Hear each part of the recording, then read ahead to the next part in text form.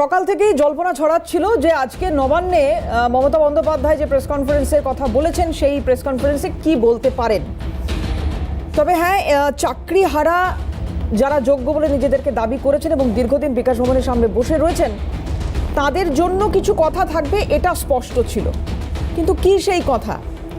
একটা কোথাও চাপা উত্তেজনা, চাপা টেনশন তো কাজ করছিলই ওদের মধ্যে। কিন্তু মুখ্যমন্ত্রী ঠিক বিকেল 5টার সময় যে প্রেস কনফারেন্সে যা তার সারমর্ম যেটা সামনে এলো, খুব স্পষ্টভাবে বোঝা গেল সেখানে যে স্যার এবং ম্যাডামদের পরীক্ষা দিতে হবে। এটা কনফার্ম হলো। সুপ্রিম কোর্টের নির্দেশ অমান্য করতে পারবে না রাজ্য সরকার। আইনের পথে থেকে এই সিদ্ধান্তে উপনীত হতে হচ্ছে, এমনটাই স্পষ্ট করে বলেছেন মুখ্যমন্ত্রী। আজকে হাল্লা বলে আমি দেবারতী আপনাদের সঙ্গে রয়েছি, কথা হবে এটা নিয়ে। কিন্তু শুরুতেই কি বলেছেন মাননীয়া শোনাই। মনে রাখবেন, আমরা যারাই সরকার চালাই আমাদের প্রত্যেককেই একটা আইন মেনে চলতে হয়, সংবিধান মেনে চলতে হয়। আমরা যদি আইনের জুরিসডিকশনের বাইরে গিয়ে নিজেদের মতো করি তাহলে কিন্তু এটা অন্যভাবে কোর্ট নিতে পারে। এবং যেহেতু আমরা রিভিউ পিটিশন অলরেডি করেছি, কিন্তু সুপ্রিম কোর্টে এখন গরমের ছুটি চলছে। গরমের ছুটির সময় আমরা চেষ্টা করেছি এটাকে রেজ করবার, কিন্তু যেহেতু গরমের ছুটি পড়ে গেছে, আমরা সঠিক সময়ে রিভিউ পিটিশন রাজ্য সরকারের পক্ষ থেকে আমরা আবেদন করেছি। সেই আবেদনে পরিষ্কারভাবে আমরা কিন্তু কারো চাকরি যাওয়ার কথা বলিনি। যারা চাকরি করে তাদের সুযোগ দেওয়া হোক এবং তাদের যেন লিস্টটা বাতিল না করা হয়। কিন্তু আমরা যদি ততদিন অপেক্ষা করি তাহলে আগের যে অর্ডারটা দিয়ে গেছেন প্রধান বিচারপতি, সেই অর্ডারটা কোনো কারণে যদি আমরা ক্যারি না করি, তাহলে যদি কখনো বলে দেয় যে তোমাদের তো অর্ডার দিয়েছিলাম, তোমরা সেটা মানোনি, সুতরাং সবটাই বাতিল, এটা আমরা চাই না। আমরা আমাদের সবটাই রেডি করে রাখবো। যদি রিভিউয়ে বলে আপনাদের পরীক্ষা দিতে হবে না, আপনাদেরটা অ্যাকসেপ্টেড করা হলো, লিস্ট বাতিল করা হলো না, তাহলে আমরা নিশ্চয়ই সুপ্রিম কোর্টের কথা শুনবো, তখন এটা আসবে না। আমাদের টাইমটা বেঁধে দেওয়া হয়েছে, যেটা আগের জাজমেন্ট, এটা আমরা করতে বাধ্য হচ্ছি। আমাদের করার যে ইচ্ছে ছিল মন থেকে তা নয়। আমরা চাই চাকরি হারারা সকলে চাকরি ফিরে পাক। ম্যাটারটা খুব সেন্সিটিভ, তো আমাদের হাত বেঁধে দেওয়া হয়েছে 31শে মে মধ্যে করতে হবে, নোটিফিকেশন করতে হবে। তাই বাধ্য হয়ে আমি জানাচ্ছি দুটো প্রসেসই আমাদের চালু থাকবে। একটা হচ্ছে সুপ্রিম কোর্টের অর্ডার অনুযায়ী আমরা 31শে মের মধ্যেই সুপ্রিম কোর্ট যে অর্ডারটা দিয়েছে সেটা নোটিফিকেশন করব। আর দ্বিতীয়ত, যদি রিভিউ যেটা আমরা করেছি, রিভিউতে যদি আমরা ভালো রেজাল্ট পাই তাহলে আমরা সেটাকে গ্রহণ করব। দুটো অপশনই আমরা ওপেন রেখেছি। আর খুব দ্রুত একটু দেখে নেব, প্রেস কনফারেন্স তো হয়েইছে চাকরিহারাদের তরফ থেকেও, কিন্তু পাশাপাশি আরও খুব র্যান্ডম কিছু রিয়াকশন আমরা চাকরিহারাদের সঙ্গে কথা বলেছি, তারা কি বলছেন খুব দ্রুত একটু শোনাতে চাইবো আপনাদের। দেখুন। যেখানে দুর্নীতি হয়েছে সেই সমস্ত চিহ্নিত অযোগ্যদের বাদ দিয়ে বাকিদের রিপ্যানেল করে কোনো না কোনোভাবে হয়তো আমাদের এই চাকরিতে পুনর্বহাল রাখা হবে, তো সেটা কোনোভাবেই চেষ্টা করা হলো না। প্রশাসনিক দিক থেকেও পুরোপুরি আমাদেরকে অনিশ্চয়তার মধ্যে ঠেলে দেওয়া হলো। আমাদের জীবন জীবিকা, এমনকি রাজ্যের এডুকেশন সিস্টেম, সরকারি শিক্ষা ব্যবস্থাও পুরোপুরি অনেকটা প্রশ্নচিহ্নের মুখে পড়ে গেল।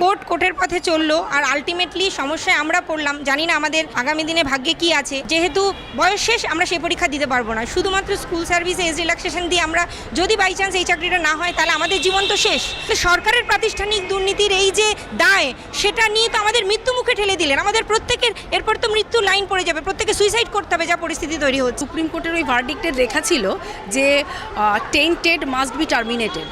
উনি নেতাজি ইন্ডোরে বললেন যে একজনও যোগ্য শিক্ষক শিক্ষিকা বা শিক্ষাকর্মীর চাকরি আমি যেতে দেব না। তাহলে আমরা আশ্বাসটা পাবো কোথা থেকে? আমরা স্কুল করব, আমাদের চাকরি এখনও চাকরিতে যাচ্ছি ডিসেম্বর মাস অবধি। তারপরেও আমরা কিভাবে এই সিলেবাস কমপ্লিট করে একটা কম্পিটিটিভ এক্সাম, এটা বুঝতে হবে। এটা কোনো মাধ্যমিক না, উচ্চ মাধ্যমিক নয় যে আমি 100তে 25 পেয়ে গেলাম, আমি পাশ করে গেলাম। 7 বছর ধরে আমরা এই স্কুলে সার্ভিস করছি, তারপরেও একই পরীক্ষার যোগ্যতাতে আমাদের বসতে হবে। এটাই আমাদের কাছে একটা অদ্ভুত বিষয় বলে মনে হচ্ছে। কথা বলবো এটা নিয়ে। আমাদের সঙ্গে যারা প্যানেলে উপস্থিত রয়েছেন এবার একটু তাদের সঙ্গে আলাপ করে। আমার সঙ্গে রয়েছেন চাকরিহারা আন্দোলনকারী যিনি শাহানি নাজনীন, আমাদের সঙ্গে এর আগেও এই প্যানেলে উপস্থিত হয়েছিলেন। শাহানি, স্বাগত জানাই আপনাকে। এবং পাশাপাশি আমাদের সঙ্গে বিশিষ্ট আইনজীবী অনির্বাণ বন্দ্যোপাধ্যায় রয়েছেন, অনির্বাণদাকেও স্বাগত জানাবো। এবং স্টুডিওর বাইরে থেকে আইনজীবী শামীম আহমেদ রয়েছেন। শামীমদা, আপনাকেও স্বাগত জানাই। আমি আসবো আপনার কাছে, কিন্তু শুরুতেই একটু শাহানির বক্তব্যটা শোনার চেষ্টা করব। এই চাকরিহারাদের মানে আপনাদের তরফ থেকে যেটা বারবার বলা হয়েছিল এর আগে, মমতা বন্দ্যোপাধ্যায়ের আগে বলেছিলেন যে একজনের যোগ্যরও চাকরি যাবে না। সরকার কি ভাবছে, এটার পরেও সরকার কি ভাবছে আপনারা সেটা নিয়ে তখনও ধোঁয়াশায় ছিলেন। আজকে এই বক্তব্যের পর ধোঁয়াশা কাটলো মমতা বন্দ্যোপাধ্যায়ের যে বক্তব্য, স্পষ্ট করে দিয়েছেন উনি পরীক্ষা দিতে হবে। দেখুন, পরীক্ষায় আমরা কেন বসবো? আমাদের বাংলাতে একটা প্রবাদ আছে, ঝি পিটিয়ে বউ শেখানো। আমাদের সাথেও সেটাই করা হচ্ছে। দুর্নীতি করলো কারা? দুর্নীতিগুলো রূপান্তরিত হলো কোথায়? যে জায়গাগুলো থেকে যে যারা দুর্নীতির সাথে ওতপ্রোতভাবে যুক্ত, তারা কিন্তু সবাই এখনও জেলে যায়নি, তারা কিন্তু এখনও অনেকে বুক ফুলিয়ে ঘুরে বেড়াচ্ছে। আর কোপটা এসে পড়লো কাদের ওপরে? আমাদের ওপরে। মানে মানসিক পরিস্থিতি এতটা ভয়ঙ্কর রকমের, আমরা জানি না যে কতক্ষণ বেঁচে থাকতে পারবো। মানে এই মানসিক যন্ত্রণাটা নেওয়া যাচ্ছে না।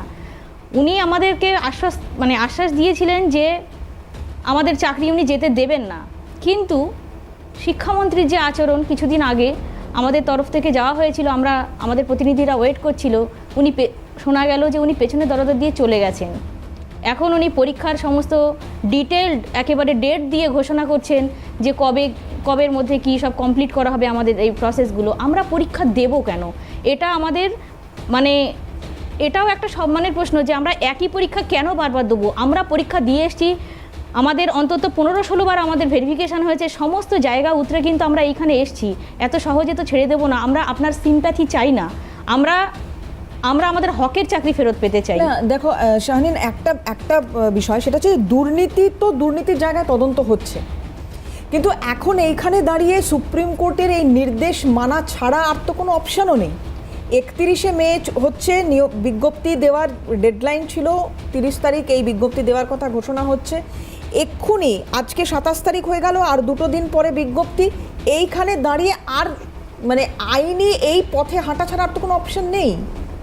দুর্নীতি আমি আবার বলছি, দুর্নীতির জায়গায় সেটা তার মতো তদন্ত চলছে। তুমি যেটা বলছো, আমি যদি তোমার কথা মেনেও নিই যে বাইরে এখনো লোকজন ঘুরে বেড়াচ্ছে যারা দুর্নীতি করেছে, সেটা একটা আলাদা জায়গা, আলাদা, সেটা নিয়ে ডিবেট হতে পারে, কিন্তু এইটাতে তো আর কিছু করার ছিল না, এটা আমি বিশ্বাস করি না। কারণ যদি উনি চান, যদি ওনার সদিচ্ছা থাকে, তাহলে উনি নিশ্চয়ই আবারও একটা MA ফাইল করে সেটার ক্লারিফিকেশান নিয়ে যে আমাদের রিভিউ পর্যন্ত ওয়েট করা হোক, এ পর্যন্ত উনি বলতে পারতেন। কারণ দেখুন, একবার নোটিফিকেশান যদি হয়ে যায় তাহলে সেটা কিন্তু সত্যি কথা বলতে আমাদের মৃত্যুর সমানই হবে। কারণ এই যে ফ্রেশারদের সঙ্গে বা আবার নতুন করে 10 বছর আগের প্রিপারেশন আর এখনকার সময় আমাদের লাইফস্টাইল বলুন, আমাদের মন মানসিকতা, যে তখনকার যে স্পিরিট ছিল 10 বছর আগে, এখন কিন্তু সমান নেই। প্লাস এই বয়সে এসে কিন্তু ম্যাক্সিমাম মানুষেরই সবাই সংসার করছে, ছেলেপুলে হয়েছে এবং ছোট বাচ্চা, মানে ম্যাক্সিমাম জনের। তো তারা আবার কি করে পরীক্ষা দেবে? এটা আমরা পরীক্ষা দেবো কেন? হ্যাঁ, আইনের কথা যদি বলেন, উনি চেষ্টা করলে আরও অন্যান্যভাবে উনি করতে পারতেন। MA ফাইল করে ওই যেটা বললাম উনি করতে পারতেন, সেদিকে তো উনি গেলেন না। নোটিফিকেশানেও এত ডেট বিশ্লেষণ করার দরকার ছিল না। উনি যেভাবে বলছেন, নোটিফিকেশানটা মানে কিভাবে এড়ানো যেত সেটা ওনার দেখার দায়িত্ব। আমরা নোটিফিকেশন হলে আমরা পরীক্ষা দেবো না, কোনো মতেই দেবো না, এটা হচ্ছে আমাদের বক্তব্য। যেহেতু সুপ্রিম কোর্ট এখানে একটা ডেট নির্ধারিত করে দিয়েছে, আর সুপ্রিম কোর্টে এই মুহূর্তে গ্রীষ্মকালীন ছুটি চলছে, তাহলে সেক্ষেত্রে এই রিভিউ পিটিশন, মানে আমি 31 তারিখ এই নোটিফিকেশনের বদলে অমুক তারিখ নোটিফিকেশনটা করতে চাই বা রাজ্য সরকার করতে চায়, এইটা বলার মানে অপশানটাও রাজ্য সরকারের কাছে আছে কিনা? আমি দেখি একটু অনির্বাণদা বা শামীম দা রয়েছেন, আইনের দিকটা একটু জানার বা বোঝার চেষ্টা করব। অনির্বাণদাকে দিয়ে শুরু করি। অনির্বাণদা, এখানে কি মানে করণীয় কী ছিল? দেখুন, যে লাস্ট সুপ্রিম কোর্টের যে স্ট্যান্ডিং অর্ডারটা রয়েছে সেই অনুযায়ী অ্যাক্ট করা ছাড়া অন্য কোনো উপায় এই মুহূর্তে নেই। আপনি রিভিউ পিটিশনের রাজ্য সরকারের তরফ থেকে যাওয়া হয়েছে, সেটার যখন হিয়ারিং হবে তাতে যা হবে সেটা তার পরবর্তী পর্যায়ে। কিন্তু এমন কোনো জায়গা নেই যে এই মুহূর্তে যে অর্ডারটা স্ট্যান্ডিং, অর্থাৎ যেটা লাস্ট যে অর্ডারটা বেরিয়েছিল 42 পাতার যে রায়, তাতে যা রাজ্য সরকার বেসিস ইত্যাদি তাদেরকে নির্দেশ কোর্ট দিয়েছিলেন, সেটা যদি আমি তর্কের খাতিরে ধরে নিয়ে সেটা অমান্য করা হয়, তাহলে এর পরবর্তীকালে রিভিউ পিটিশনে আর কিছু বলার জায়গাটুকু আর থাকবে না। কারণ সেক্ষেত্রে কোর্ট এটাই বলবে যে যেটা অর্ডার দিলাম সেটাই আপনি মানলেন না, আমি আপনার রিভিউটা শুনবো কেন? এখানে যে কোনো মামলা, আমি শুধু এই ক্ষেত্রে বলছি না, যে কোনো কোর্টের যখন একটা কোনো অর্ডার হয়, তার বিরুদ্ধে অ্যাপিলে যাওয়া, হায়ার ফোরামে যাওয়া, পরবর্তী কোনো পদক্ষেপ যখন করা হয়, একটা জিনিস দেখা হয় যে সেই পদক্ষেপ নেওয়ার সময় যদি কোর্ট কোনো কারণে স্টে দেয়, যে অমুক রায়টা এই মুহূর্তে স্টে হয়ে রইল, ওটা এই মুহূর্তে অ্যাপ্লিকেবল হবে না, একমাত্র তখনই সেই রায়টাকে আপনি না মান্যতা দিয়েও থাকতে পারেন। কিন্তু সেইটা এক্ষেত্রে নেই। এক্ষেত্রে রিভিউ পিটিশন ফাইল হয়েছে, পরবর্তীকালে সামার ভ্যাকেশন শেষ হলে সেটার হিয়ারিং হবে, যা হবে। অর্থাৎ এই মুহূর্তে রায়ের ডিরেকশন অনুযায়ী যে নিয়োগ বিজ্ঞপ্তি বলুন, পরীক্ষার বিজ্ঞপ্তি বলুন, বাকি যা যা পদক্ষেপ সেটা সরকারকে করতেই হবে। সেটা না করলে বাকি গোটা বিষয়টাই মিনিংলেস হয়ে যেতে পারে। যে কারণে এই পদক্ষেপ নেওয়া ছাড়া সরকারের কোনো উপায় নেই। আর একটা জিনিস খেয়াল রাখতে হবে, এটা সরকার ঠিক করেনি যে পরীক্ষাটা এক্ষুনি নিতে হবে, এটা সুপ্রিম কোর্ট তার ডিরেকশন দিয়েছে, সরকার সেটাকে মান্যতা দিচ্ছে মাত্র। একই সঙ্গে এখানে যে ইয়ের কথাটা উঠে এলো যে সুপ্রিম কোর্টের কাছ থেকে ক্লারিফিকেশন ইত্যাদি, সেটা কিন্তু এক দফা করা হয়েছে যে ডিসেম্বর অবধি এই চাকরি যাতে বাতিলের বিষয়টা অ্যাপ্লিকেবল না হয় সেটা এক্সটেন্ড করা হয়েছে। অর্থাৎ রাজ্য সরকারের তরফ থেকে করণীয় কোনো পদক্ষেপই তারা করেনি, এই অভিযোগটি ঠিক নয়, তারা পদক্ষেপ করছে। একই সঙ্গে আমরা চাইব রিভিউ পিটিশন যখন সুপ্রিম কোর্ট শুনবেন, গোটা প্যানেল বাতিলের যে রায়টি হয়েছে সেই বিষয়টি অন্তত তারা ভেবে দেখবেন, এবং অন্তত যারা যোগ্য, যারা কোনো রকম দুর্নীতি না করে চাকরি পেয়েছেন, মেজরিটিই তাই, তাদের চাকরিটা যেন না যায় সেই বিষয়টি আদালত যাতে দেখেন, সেটা আমরা সবাই চাইব। বেশ, আমি শামীমদার কাছে আসি। শামীমদা, এখানে যদি এইটা করা যেত, মানে 31শে মের মধ্যে বিজ্ঞপ্তি জারির কথা বলা হয়েছে, কিন্তু যদি সেটা না করা হতো তাহলে তো আবার আদালত অবমাননার দায়ে পড়তো এক্ষেত্রে এসএসসি। সেইটাকে এড়ানোর কি সত্যি, যেটা অনির্বাণদাও বলছেন যে এটাকে তো এড়ানোর সত্যি কোনো পথ নেই? দেখুন, অনির্বাণবাবু যা বলেছেন তা একটা আইনের ব্যাখ্যা বটে। আমার কাছে কতগুলো প্রশ্ন আছে। প্রথম প্রশ্ন হচ্ছে যে এই যে 31 তারিখে নোটিফিকেশন হবে, এই সিলেকশন প্রসেসটা কন্ডাক্ট করবে কে? যদি এটার উত্তর হয় স্কুল সার্ভিস কমিশন, তাহলে আমার প্রথম প্রশ্নই রইল যে আগে যে আমরা ভিকটিম হলাম ভালো পরীক্ষা দিয়ে কোয়ালিফাই করে, তাতে ভিকটিম হওয়ার কারণ হচ্ছে কারণ কিছু লোক তারা করাপশন করেছে, এবং অবশ্যই স্কুল সার্ভিস কমিশনের যেসব আধিকারিক, সেটা গ্রুপ ডি থেকে শুরু করে টপ র্যাঙ্ক পর্যন্ত, চেয়ারম্যান পর্যন্ত, তারা যদি ইনভলভ না থাকতো, যাদের কাছে নথি ছিল, তাহলে এই ঘটনা ঘটতো না। মন্ত্রী নির্দেশ দিল আর এমনি হয়ে গেল না তো। তাহলে আধিকারিকরা ইনভলভ ছিল, তাহলে সেই লোকগুলো তো এখনো বহাল তবিয়েতে সেই স্কুল সার্ভিস কমিশনে আছে। তাহলে তারা 31 তারিখে কি নতুন কিছু করবে, নাকি এবার তারা আন্ডারটেকিং দিয়েছে কোর্টের কাছে যে এবার আর দুর্নীতি করবে না? এটা হচ্ছে বেসিক প্রশ্ন। তাহলে যদি সেই লোকগুলোই আবার কন্ডাক্ট করে, আবার যদি দুর্নীতি হয়, তাহলে আমরা কেন বারে বারে ভিকটিম হব? এই প্রশ্ন রইল। 2 নম্বর হচ্ছে, আজকে 31 তারিখ সুপ্রিম কোর্ট কোন বাড়তি নির্দেশ দেয়নি। সুপ্রিম কোর্ট হাইকোর্টের অর্ডারটাকে কনফার্ম করেছে, কিছু জায়গায় মডিফিকেশনস করেছে। এখন এই 31 তারিখ যা নির্দেশ পাচ্ছি, এগুলো সবই পাচ্ছি আমরা হাইকোর্টের ডিরেকশন থেকে। এবারে দেখুন, সুপ্রিম কোর্টে একটা অ্যাপ্লিকেশন ফাইল করলো এর আগে board, miscellaneous application, MA application বলছি আমরা। এই অ্যাপ্লিকেশনের সময় আন্ডারটেকিং দেওয়া হলো যে আমরা কন্ডাক্ট করব সিলেকশন প্রসেস বাই ডিসেম্বর, আমার স্কুল চালানো বন্ধ হয়ে যাবে, ফলে আমাকে সুযোগ দেওয়া হোক যাতে চাকরি যোগ্য প্রার্থীদের নিয়ে আমি স্কুলটাকে রান করতে পারি। তাহলে somehow they have segregated or they have prepared some list, যারা at least ওরা বলছে in terms of application order passed in MA application যে these people are যোগ্য প্রার্থী, ফলে তারা এখন স্কুলটা রান করবে আর as an interim measure। দুটো প্রশ্ন রইল। একটা হচ্ছে যে তাহলে কাদেরকে আপনি আইডেন্টিফাই করলেন যোগ্য বলে, তার বাইরেও যোগ্য আছে কিনা? 2, যারা অ্যাটলিস্ট আইডেন্টিফাই করলেন তারা যোগ্য। 3, আপনি এই এম এর সময় আন্ডারটেকিংটা যখন দিলেন করবেন, সিলেকশন প্রসেস করবেন, তাহলে এই যে রিভিউ পিটিশনটা করলেন, এটা কি লোক দেখানো ছিল? তাহলে কি আপনি কি জানতেন না যে ভেকেশনটা পড়বে? আর ভেকেশনের বা যা শুনেছি আমি, মুখ্যমন্ত্রী যা বলেছেন, ভেকেশনের বাহানা দিয়ে আপনি এখন সিলেকশন প্রসেস করলেন, আপনি তো আবার একবার বোকা বানাচ্ছেন। আসলে যারা এই প্রার্থী, যারা যোগ্য প্রার্থী, যারা রাস্তায় শুয়ে আছে ঘর বাড়ি ছেড়ে দিয়ে, একটু আগে কেউ বলছিলেন তাদের ছোট ছোট বাচ্চা আছে, আমি দেখেছি ব্রেস্ট ফিডিং করার জায়গা নেই, মা বাচ্চাকে নিয়ে রাস্তায় নেমে পড়েছেন, বায়ো টয়লেটের ব্যবস্থা পর্যন্ত করেনি। শুরুর দিন থেকে দেখছি, মানে নির্মমতা।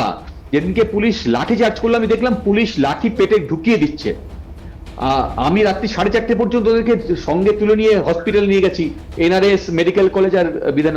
মানে আমি বুঝতে পারছি যে একটা শক্তিশালী, ক্ষমতাশালী একটি অংশের সঙ্গে অপেক্ষাকৃত দুর্বলতম যারা এখন অসহায়, তাদেরকে ডিভিশন করা হচ্ছে।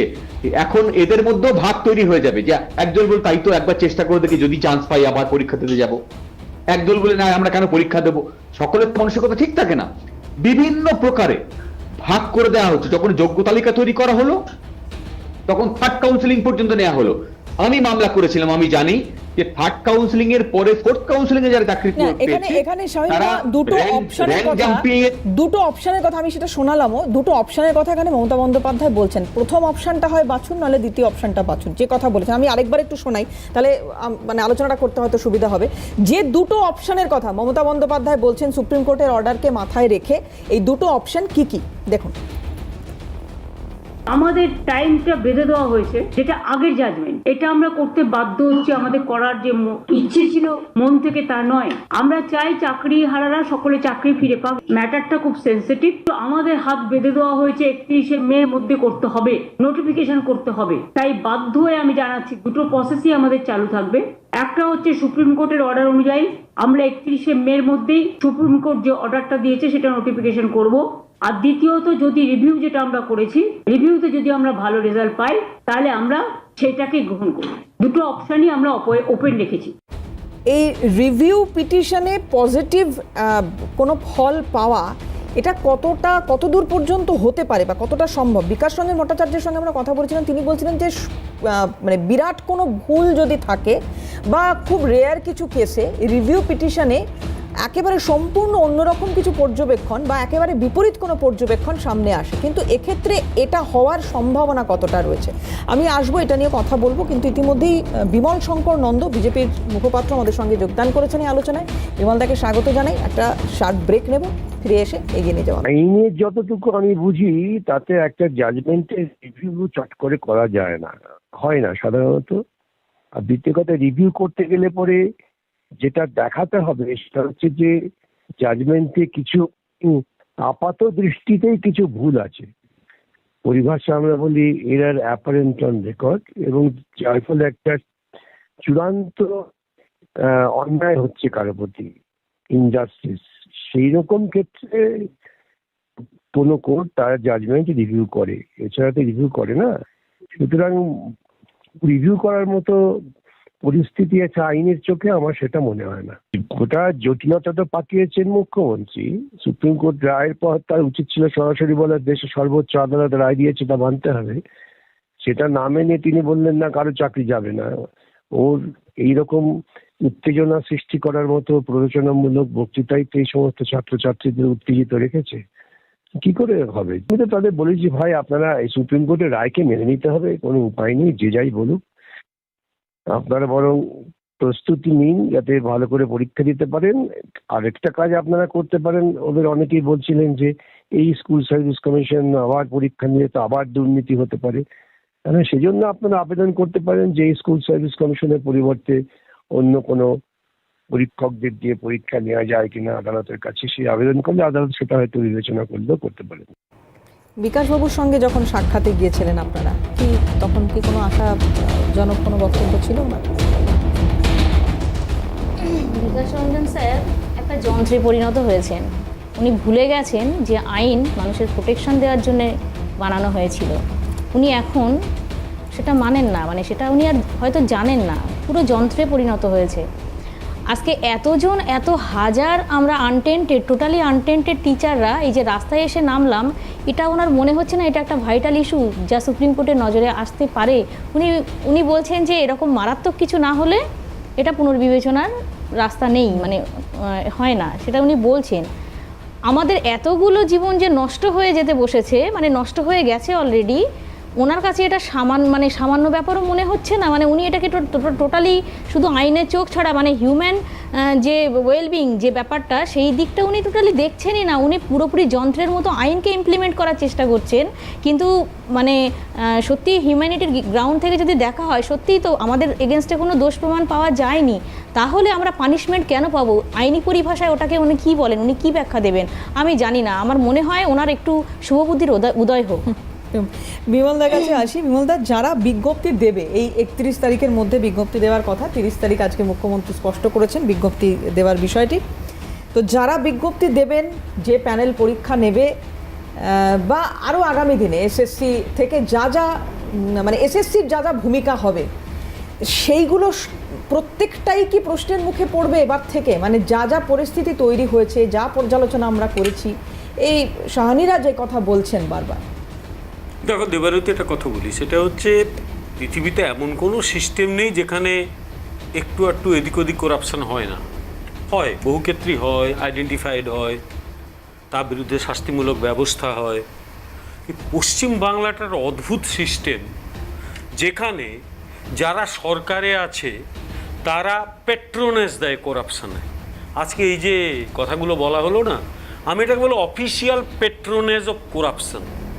করাপশনকে যদি অফিসিয়ালি পেট্রোনেজ দেওয়া হয়, যা হবার তাই হয়েছে। এবং আমার ধারণা ইচ্ছে করে এটা করা হচ্ছে, কেউ একজন এটা নিয়ে আবার যদি কোর্টে যায় আবার আটকাবে, ইচ্ছে করে লুফলগুলো রাখা হচ্ছে, আবার আটকাবে সব কিছু তছনছ করে দেওয়া হবে। এই করতে করতে ইলেকশন অবধি চলে যেতে পারে। আমি একটা কথা বলি, সেটা হচ্ছে যাদের চাকরিগুলো গেলো তাদের কারো কোনো দোষ নেই, যোগ্যগুলো লোকগুলো চাকরি চলে গেল।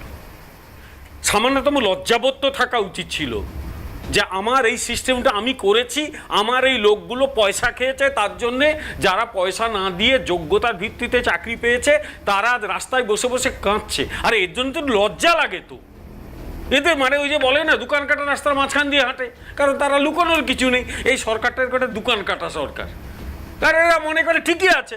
আচ্ছা, আরেকটা কথা আমাকে একটু দেখিয়ে দাও তো, গত 2014 পরে সম্ভবত স্কুল সার্ভিস কমিশনে একটা নিয়োগ নিয়ে কোনো বিতর্ক হয়নি। 2014 অবধি হয়নি, কারণ স্কুল সার্ভিস কমিশনের যিনি দায়িত্বে ছিলেন চিত্তরঞ্জন মণ্ডল, তিনি কড়া হাতে দুর্নীতিটা ঢুকতে দেননি। তাদেরকে কেউ আঙুল তুলতে পারে না ওনার দিকে। সেই সময়কার অ্যাপয়েন্টমেন্ট নিয়ে কিচ্ছু হয়নি, কিন্তু শুরু হয়ে গেল ওনাকে সরিয়ে দেওয়ার পর থেকে। এবং পরিষ্কার যে দুর্নীতি শুধু এই স্কুল সার্ভিস কমিশনে হয়েছে, ডব্লিউবিসিএসে দুর্নীতির অভিযোগ হয়েছে, পঞ্চায়েত পুরসভাতে দুর্নীতির অভিযোগ উঠেছে, চারিদিকে যেখানে যেখানে অ্যাপয়েন্টমেন্ট হয়েছে সব জায়গায় দুর্নীতির অভিযোগ উঠেছে। আজকে সুপ্রিম কোর্টের রায়ে যন্ত্রের মতো একটা বার করে দেওয়া হচ্ছে, বলা হচ্ছে অ্যাপ্লাই করতে হবে। যখন পুরো অর্ডারটা বেরোবে দেখতে পাবো, সরকারি সার্কুলারটা বেরোবে যে কারা অ্যাপ্লাই করতে পারবে ইত্যাদি ইত্যাদি। কিন্তু একটা কথা, এখানে যারা যোগ্য, যারা কাউকে টাকা পয়সা না দিয়ে চাকরিটা পেয়েছিল, তাদের যে চাকরি চলে গেল, এবং এর আগে যারা বলেছিলেন আমি বেঁচে থাকতে একজনের চাকরি যেতে দেব না, আজকে সেটা রইল সেই মুখটা। সেই কি করবে ওরা? আবার পরীক্ষা দেবে। আচ্ছা, আজকে আমি অধ্যাপনা করি 38 বছর, আজকে যদি আমার জুনিয়র ছেলেমেয়েদের সঙ্গে বলে আপনি কম্পিটিশনে বসুন, আমি তো প্রথমে নম্বরেই হেরে যাবো। আরে আমরা যখন নম্বর পেতাম, আর এখন যারা মার্কস পায়, আমরা তো 60% পেলে মনে করতে পারে বাবা বিশাল কিছু হয়ে গেছি, আর এখন 60% দিয়েই শুরু করে, তো আমি তার সঙ্গে পারবো। আরে মার্কসেই তো হেরে যাব আমি। তো আজকে যারা 10 বছর আগে পাস করেছে, আজকে 8 বছর চাকরি পেয়েছে, মানে তারা কেউ 14 বছর 15 বছর আগে পাস করেছে, 12 বছর আগে পাস করেছে। এই 12 বছরে তারা কাজ করেছে, সংসার সামলেছে, কেউ অসুস্থ, তাদের যদি আমি ফোর্স করি, একটা মানবতার বিরুদ্ধে কীরকম অপরাধ হচ্ছে দেবারতী, কীরকম একটা ক্রাইম এগেনস্ট হিউম্যানিটি। তাদের ঘর সংসার, শুনেছি অনেকে অসুস্থ, ক্যান্সার আক্রান্ত, কেউ তাদের বাধ্য করছে যাও পরীক্ষা দাও বসে বসে। আমি জাস্ট একটা কথা বলি, আমি আপনার কাছেই আছি। একটা দল তো মানবিক হবে। ডেফিনেটলি আপনি যে কথা বলছেন, এখানে মানবিকতার দিক থেকে দেখতে গেলে আপনার কথাগুলোকে একদম 200% সমর্থন করছি। কিন্তু এখানে আমি আবার জানতে চাইছি, আমি একদম শুরু করেছিলাম যেখান দিয়ে, করণীয় কি? করণীয় একটাই, আমি আইনের দিক দিয়ে বলি, 3 দিন বাকি আছে, আমি একটা কথা, করণীয় কিছু, করণীয় একটাই হতো, এই সরকার তো সেটা করবে না। করণীয় একটাই, এরা যদি কোনো কিছু লুকিয়ে রেখে থাকে সেগুলো প্রকাশ করা। আমার ধারণা লুকিয়ে রাখা আছে, কেন এটা আমি লজিক্যালি এটা দুর্নীতির জায়গা আমি আবার কিছুক্ষণ আগে যেটা শাহানিও বলছিল যে দুর্নীতির জায়গাটার তদন্ত দুর্নীতির মতো চলছে। আমি একটা কথা বলি, আমার কথা এইটা তো সম্পূর্ণ একটা আলাদা জায়গা। আমি জানি, আমি আসবো নির্বাচন। আমি জাস্ট একটা কথা বলি, সেটা হচ্ছে আমার কোথাও মনে হচ্ছে, আমি আমার সেন্স থেকে বলছি, এদের কাছে তথ্য আছে, এরা দেখাচ্ছে না। কেন দেখাচ্ছে না? এই যে প্রথম থেকে টেন্টেড লোকগুলোকে বাঁচানোর যে চেষ্টা, এখানের মধ্যেই রহস্যটা লুকিয়ে আছে। কেন লুকিয়ে আছে? কারণ যারা টেন্টেড তারাও তো জমি বাড়ি বিক্রি গিয়ে শাসক দলের নেতাদের পয়সা করে দিয়েছে। আজকে তারা কোনো ক্রমে আটকে উটকে রেখেছে, কিন্তু এখন 12.5% হারে টাকা ফেরত দিতে হবে। জমি বাড়ি গেছে, টাকা এই যদি ফেরত দিতে হয় তাহলে মোটামুটি পিঠের চামড়া কারোর আর অস্তিত্ব থাকবে না, তা তাদের বাঁচাতে হবে। এই জন্য আমি আবার বলছি, আমার কাছে কোনো প্রমাণে আমার সেন্স বলছে এদের কাছে ডকুমেন্ট রয়েছে, এরা ডকুমেন্ট দেখাচ্ছে না, কারণ এরা জানে যে এদের কপালে দুর্গতি আছে। ফলে আলটিমেটলি এরা এই মিথ্যাচারটা করছে। তাতে হলো কি, যারা যোগ্য তারা রাস্তায় পড়ে গেল, জলে পড়ে গেল। তারা কজন তাদের মধ্যে নতুন করে নিযুক্ত হবে আমরা কেউ জানি না। কেউ যদি বলে আপনারা কাজ করুন আমি আছি, তার মানে আমি পেছনের দরজা দিয়ে আপনাকে চাকরি পাইয়ে দেবো, সহজ হতো। বেশ বেশ, এই যে নতুন করে চাকরি পাওয়ার কথা যেটা বলছেন, আমি আসবো অনির্বাণদা, নতুন করে চাকরি পাওয়ার কথাটা যে বলছেন, আজকে মমতা বন্দ্যোপাধ্যায় আরও একটা খুব গুরুত্বপূর্ণ কথা বলেছেন। আমি জানি এটা নিয়েও হয়তো অনেক বিতর্ক অনেকে করতে পারেন বা তুলতে পারেন, অনেক প্রশ্ন। অনির্বাণদার উত্তর নেব। এবং ওই মমতা বন্দ্যোপাধ্যায় যে কথা বলছেন যে যাদের বাতিল করা হয়েছে তারা অন্য ডিপার্টমেন্টে জয়েন করতে পারেন, সুপ্রিম কোর্টের নির্দেশকে মনে করিয়ে দিয়ে মুখ্যমন্ত্রীর এই বক্তব্য, আমি সেটা নিয়ে ফিরছি একটা বিরতির পর, সঙ্গে থাকুন। আর আমরা যেহেতু চাই না কারো চাকরি চলে যাক, যাদেরটা টাকা ফেরত দেওয়ার কথা বলা হয়েছে এবং যাদের বাতিল করা হয়েছে, তাছাড়াও অনেক টিচাররা আছে যারা বাতিল হয়ে গেছেন, যাদের বলা হয়েছে তোমরা এই পরীক্ষায় বসতে পারবে না, তারা অন্য ডিপার্টমেন্টে জয়েন করতেই পারে। কোর্ট সেটাও বলে দিয়েছে। এডুকেশন ডিপার্টমেন্টে যেমন আমাদের লোক প্রয়োজন, কারণ ঘন্টা বাজানোর লোকও নেই, রুম পরিষ্কার করার লোকও নেই, তালা বন্ধ করার লোকও নেই এই ঘটনার ফলে। সেই রকম যেমন আমরা অ্যাডিশনাল গ্রুপ সিডি নিচ্ছি, সাথে সাথে যারা এডুকেশন ডিপার্টমেন্টে কাজ করছেন অথচ তাদের সবারটা বাতিল হয়ে গেছে, ওরা এডুকেশন ডিপার্টমেন্টেও অ্যাপ্লাই করতে পারে। ওরা তাছাড়াও আমরা আরও 3-4টে ডিপার্টমেন্ট অপশন দেবো, কিন্তু সেটা আমরা আলাদা করে নোটিফাই করবো। রিভিউ যদি কিছু হয় বেটার। অনির্বাণদার কাছে আসবো। অনির্বাণদা, উত্তর নেব আপনার কাছ থেকে যেটা বিমলদা বলছেন। পাশাপাশি আমি এই বক্তব্যের প্রেক্ষিতে একটা বিষয় একটু জানতে চাই। প্রথমত, আদালতকে অযোগ্যদের অন্যত্র নিয়োগের কথা বলেছে? আরেকবার একটু ক্ল্যারিফাই করে নিই আপনার কাছ থেকে।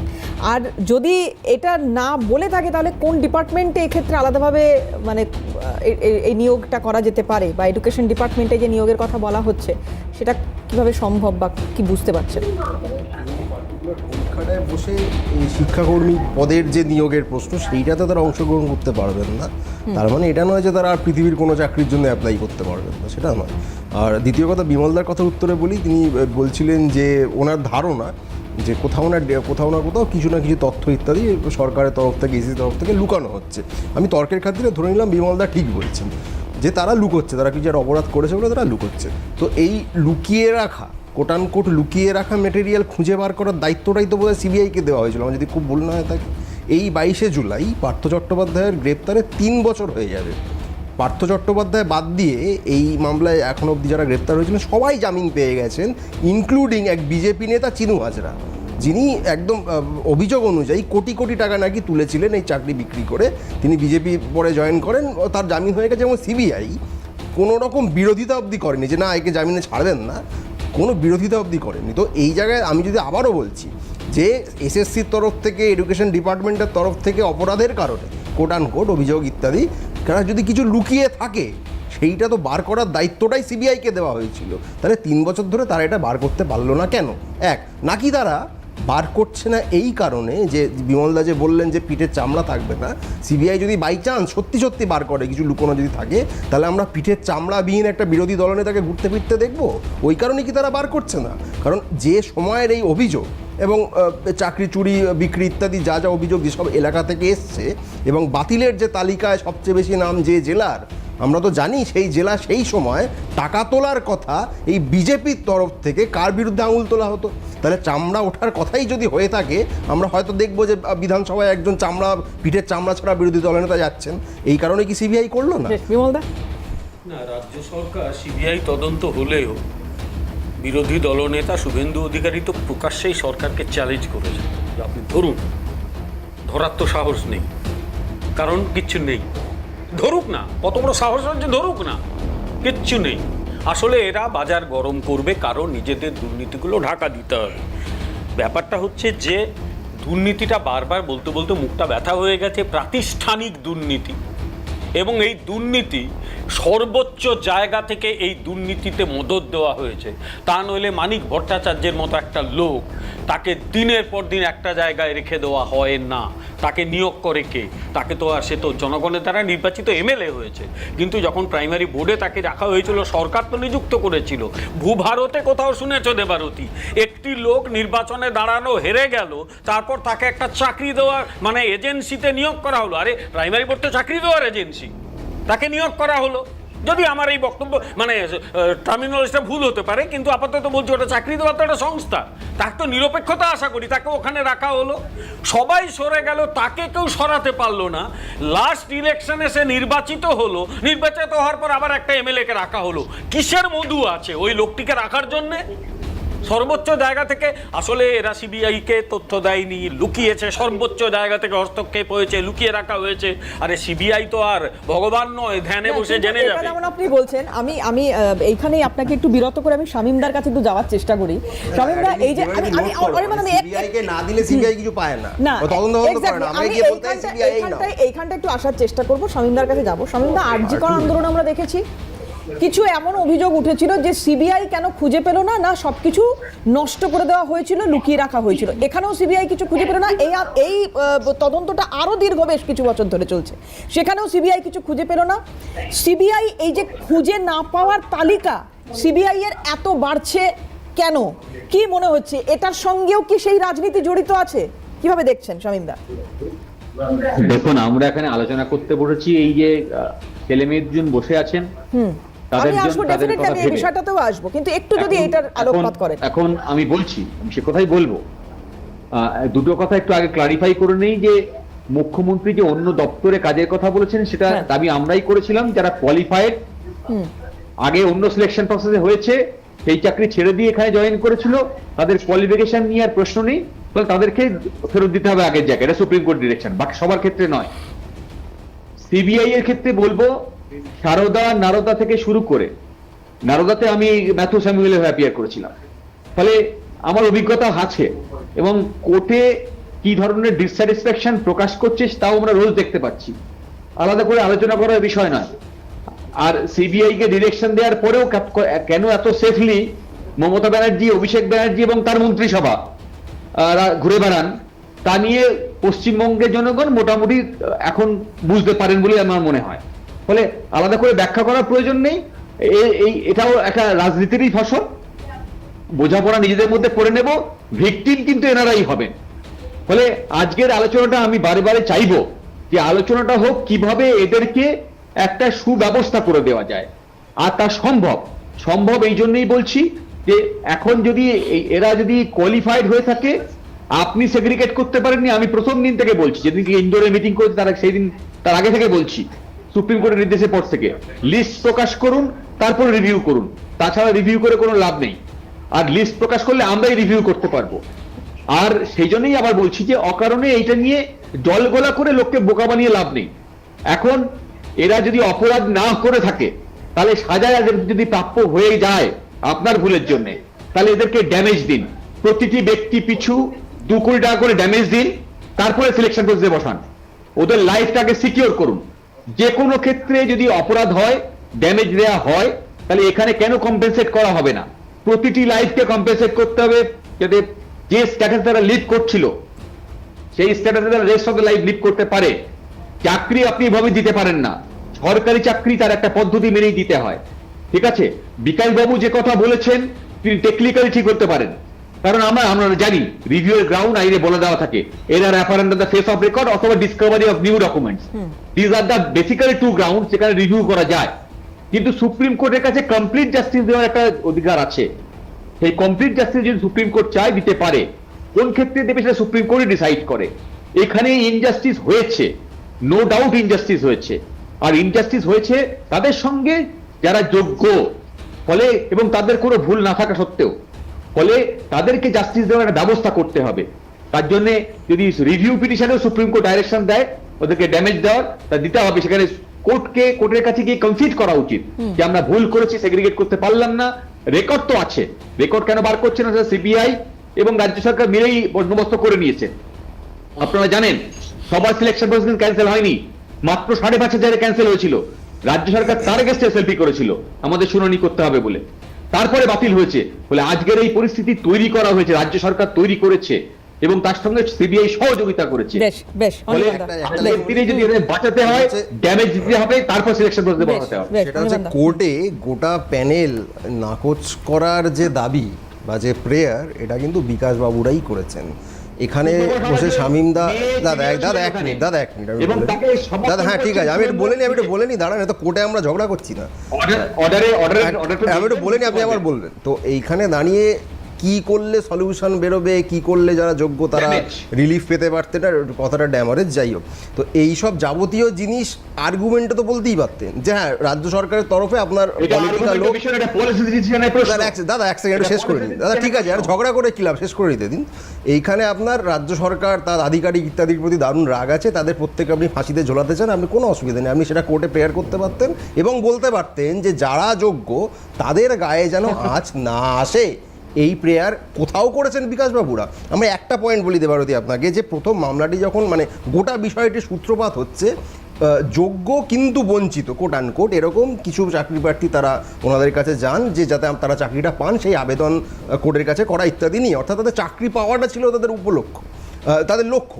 সেইটাকে উপলক্ষ করে তাদের চাকরির ব্যবস্থা তো হলোই না, উল্টে গোটা প্যানেলটা বাতিল হলো। আপনি আমাকে বলুন, যারা প্রথম সিপিএমের এই আইনজীবীদের কাছে গেছিলেন এই চাকরি পাওয়ার জন্য, তারা কেউ এই জন্য গেছিলেন যাতে গোটাটা বাতিল হয়? কেউ যাননি।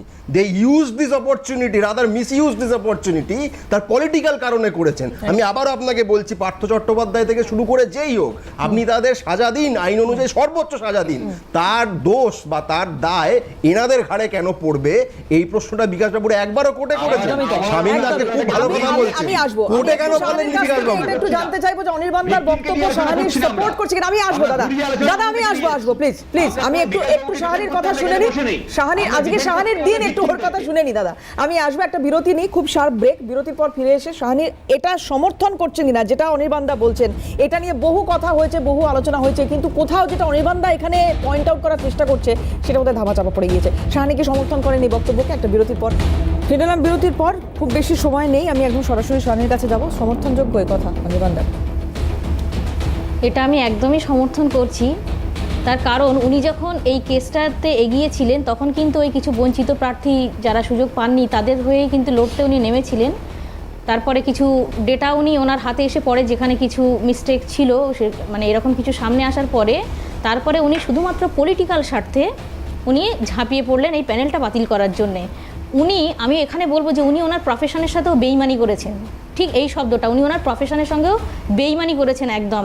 কারণ চাকরি পাইয়ে দেওয়া তো দূরের কথা, পুরো প্যানেলটাকে বাতিল করে দিয়ে উনি কি হতে চেয়েছেন জানি না। একটু আগে বলছিলাম না, উনি যন্ত্রে পরিণত হয়েছেন, পলিটিক্যাল স্বার্থে উনি ভুলে গেছেন মানবতা, পলিটিক্যাল স্বার্থে। আমি এখানে একটু বিরত করে তোমার কাছে জানতে চাই, অভিজিৎ গঙ্গোপাধ্যায় একটা পর্যবেক্ষণ সামনে এলো, তারপর থেকে তোমাদের লড়াইটা আরও তীব্র হলো, কিন্তু সেই দিন যদি ওইটাকে মেনে নেওয়া হতো বা সঠিকভাবে তদন্তটা সেই সময় থেকে শুরু হতো তোমাদের দাবি অনুযায়ী, তাহলে আজকে এই দিনটা দেখতে হতো না।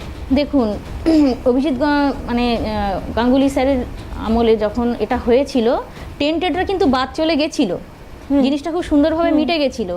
তারপরে আমি জানি না, কিছু সদয় ব্যক্তি মানে যারা ঘুষ দিয়ে এসছে তারা হচ্ছে পেটের ছেলে, আমরা হচ্ছে বানের জলে ভেসে আসা ছেলে, তো তাদের চাকরি বাঁচানোর জন্য খুব সুন্দরভাবে আঙুল তুলে বলেছিলেন কারো চাকরি আমি খেতে দেবো না। ওই চাকরিগুলো যদি উনি না ফিরিয়ে আনতেন, দুর্নীতিটাকে তিনি যদি সমর্থন না করতেন, আমি মমতা ব্যানার্জির কথা বলছি, উনি যদি সমর্থন না করতেন তাহলে আজকে এই দিনটা আসতো না। যদি ওই টেন্টেডদেরকে পুনরায় ফিরিয়ে আনা না হতো, জিনিসটা তো পুরোপুরি মিটে গেছিলো। সিবিআই এর লিস্ট অনুযায়ী তো সেগ্রিগেটেড হয়ে গেছিলো, তারা টার্মিনেটেড হয়ে গেছিলো, আবার কেন ফিরিয়ে আনার দরকার হলো? আর আনলেন, তারপরে আমাদেরকে ঢাল করে এখনও তাদেরকে বাঁচানোর চেষ্টা করা হচ্ছে। এটা কেন করা হলো? এটা আমাদের বড় প্রশ্ন। তখন ওই জিনিসটা তো মিটে গেছিলো, আবার কেন ফিরিয়ে আনা হলো?